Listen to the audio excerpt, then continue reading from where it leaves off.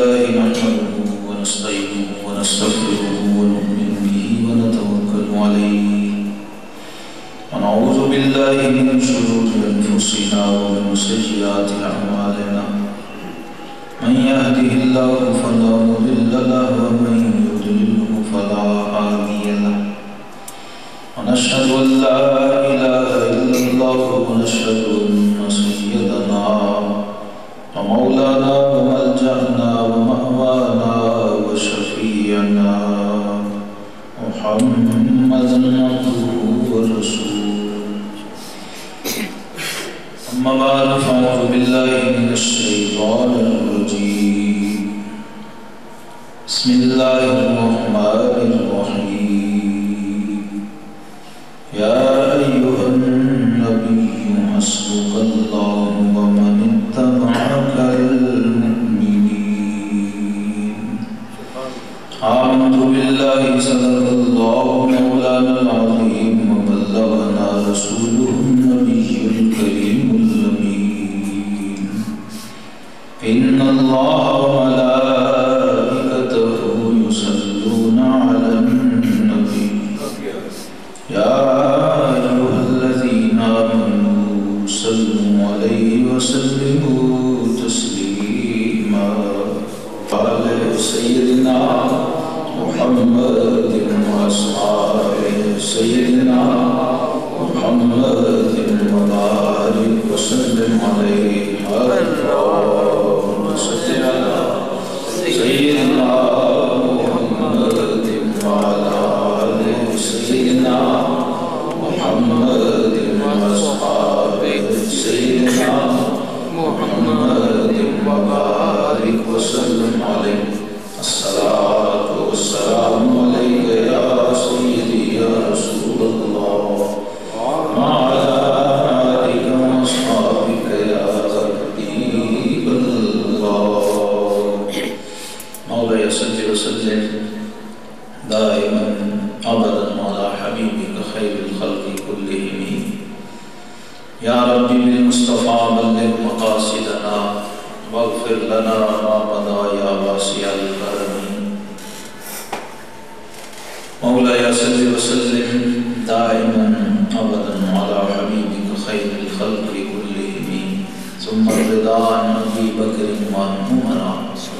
وعن علي وعن عثمان ذي الكرم مولاي صل وسلم دائما ابدا على النبي واهل بيت كلهم گلوں میں رنگ چمن میں شجر ضروری ہے گلوں میں رنگ چمن میں شجر ضروری ہے جگر میں سوز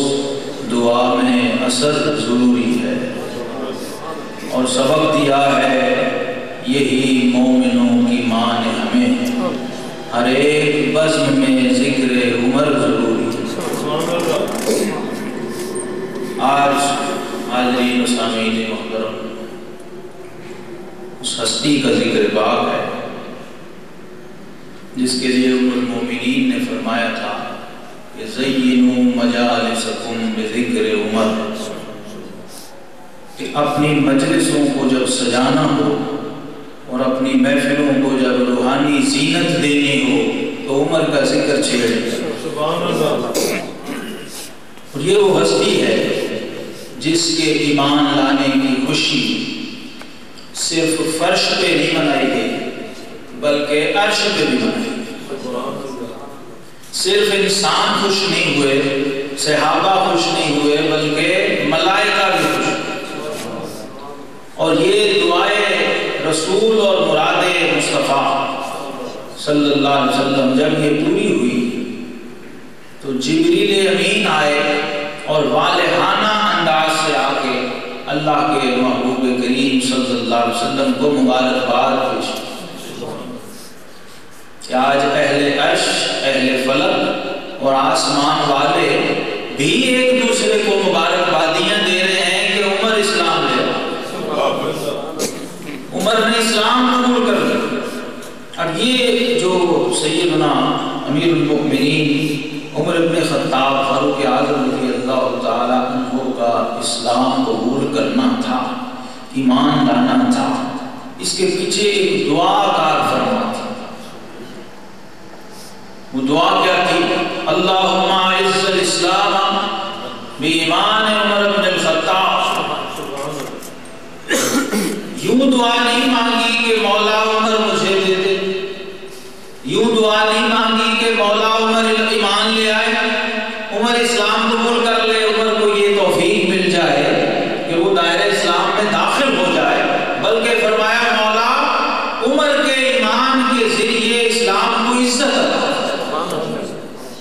یہ عجیب انداز ہے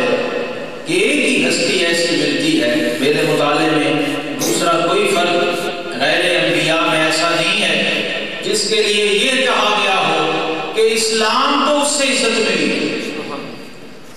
قرآن تو یہ کہتا ہے کہ جو ایمان لائے، جو اسلام لائے، اس کو دین سے عزت ملی،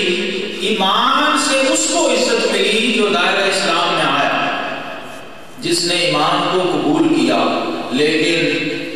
عمر بن خطاب رضی اللہ تعالی عنہ وہ ہستی ہیں جن کے دائرہ اسلام میں داخل ہونے سے اسلام کو عزت ملی۔ اسلام بے سر و سامان تھا۔ نبی کریم علیہ السلام نے فرمایا بدأ الاسلام غریبا فسیعود غریبا کما بدأ۔ اسلام کی ابتدا بھی غربت کی حالت میں ہوئی تھی۔ یہ کون سی غربت ہے؟ ہمارے والی غربت نہیں، جس کو حالی نے کہا تھا کہ وہ دین جو دین بڑی شان سے نکلا تھا وطن سے، پردیس میں وہ آج غریب الغربا ہے۔ غریب عربی کے اندر کہتے ہیں اجنبی اور مسافر۔ ہمارے ہاں غریب کہتے ہیں جو جس کے پاس پیسہ نہ، مفلس کو کہتے ہیں۔ حدیث پاک میں غربت جو ہے یہ پردیسی کو کہتے ہیں، مسافرت اجنبیت کو کہتے ہیں۔ اسلام ابتدا میں بھی فرمایا اس حالت غربت میں تھا، اور جب اسلام کی انتہا ہوگی تو اس وقت بھی حالت غربت میں ہوگا، یعنی لوگوں کے لیے اسلام اجنبی ہو جائے گا اور لوگ اسلام کے لیے اجنبی ہو جائیں گے۔ غربت ہوگی، پردیس ہوگا، مسافرت ہوگی، ناواقفیت ہوگی، یعنی جیسے اسلام کو پہلے لوگ نہیں جانتے تھے، آخرت میں بھی ایک وقت آئے گا کہ لوگ اسلام سے ناشنا، ناواقف ہو جائیں۔ سیدنا عمر بن خطاب رضی اللہ تعالی عنہ، آپ نے 40 کا عدد پورا کیا۔ آپ سے پہلے 39 مرد مسلمان، 40واں دائرہ اسلام میں داخل ہونے والا فرد اور مرد کامل اور رجل جلیل، بدل جلیل عمر بن خطاب رضی اللہ تعالیٰ عنہ ہیں۔ عدد کے اعتبار سے گنتی میں نمبر 40واں ہے، لیکن نبی کریم صلی اللہ علیہ وسلم نے جو فہرست بنائی، جو لسٹ ترتیب دی، اس میں فرمایا یا عمر انت ثالث الثلاثہ۔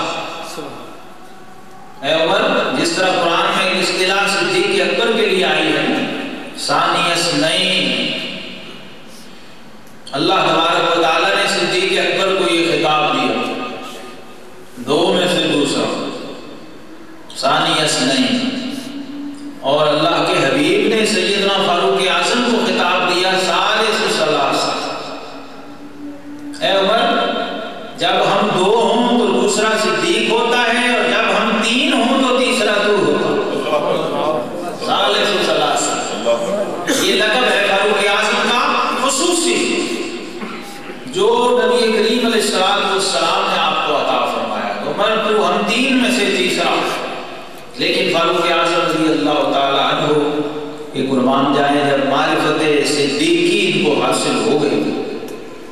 پہلے تو فرمایا کہ میں مقابلے میں رہتا تھا، لیکن جب معرفت حاصل ہو گئی تو پھر تین ہوتے تھے، گفتگو بھی اکٹھے ہوتی، سفر و حضر میں بھی اکٹھے ہوتے، بات چیت بھی اکٹھے ہوتی، لیکن فاروق اعظم رضی اللہ عنہ ان کے کمال ادب پہ قربان جائیں اور ان کی معرفت صدیقی پہ قربان جائیں کہ جب بھی صحابہ کو بات بتانی ہوتی تو کبھی برابری سے نام نہیں لیتے،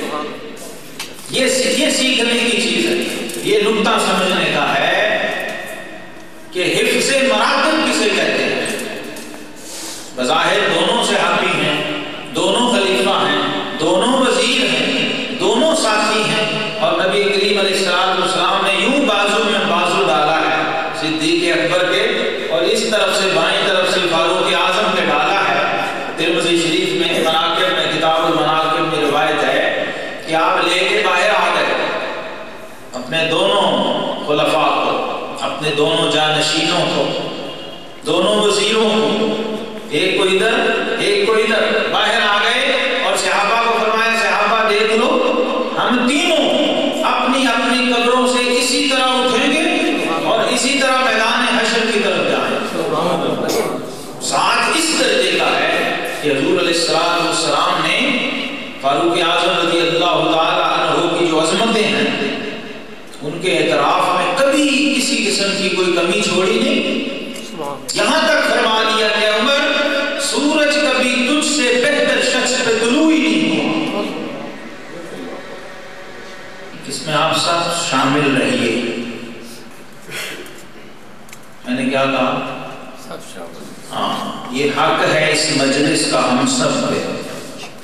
ورنہ یہ حق اگر ادا نہ ہوا تو آج کی مجلس فوت ہو جائے۔ عمر ابن خطاب کی ایک محفل 60 سال کی عبادت سے بہتر ہے۔ یہ حضرت حذیفہ بن یمان کا قول ہے رضی اللہ عنہ، جن کو لقب ملا تھا بارگاہ سعادت سے صاحب سر رسول، رازدار رسول۔ حضرت حذیفہ بن یمان کہا کرتے تھے کہ اگر مجھے عمر فاروق کی ایک مجلس مل جائے تو میرے لیے وہ 60 سال کی عبادت سے بہتر۔ یہ وہ ہستی ہے کہ سب کو اسلام سے عزت ملتی ہے، اسلام کو عمر سے عزت ملی ہے، اس ہستی کا ذکر ہے۔ اس لیے اس میں ایک ذوق بھی چاہیے، والہانہ جوش بھی چاہیے۔ عمر فاروق جیسی ہستی ہیں ان کو خراج عقیدت بھی ویسے پیش کرنا ہے۔ آپ کا جو اس نبی کریم علیہ السلام کی بارگاہ سے جو وابستگی ہے اور جو آپ کے کمالات ہیں، ظاہر ہے اس سے بڑی کیا بات ہو سکتی ہے کہ حضور علیہ السلام نے آپ کو اپنے ساتھ رکھا ہر حال میں۔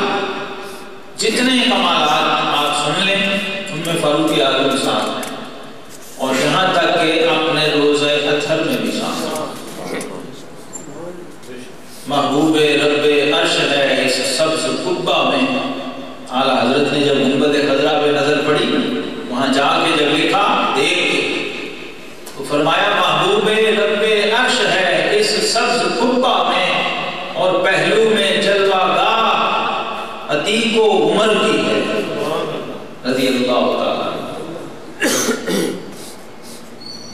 ساتھ رکھا، لیکن آپ کی ادب شناسی کی انتہا ہے اور معرفت کی انتہا ہے کہ جب بھی بات کی تو کبھی یہ نہیں کہا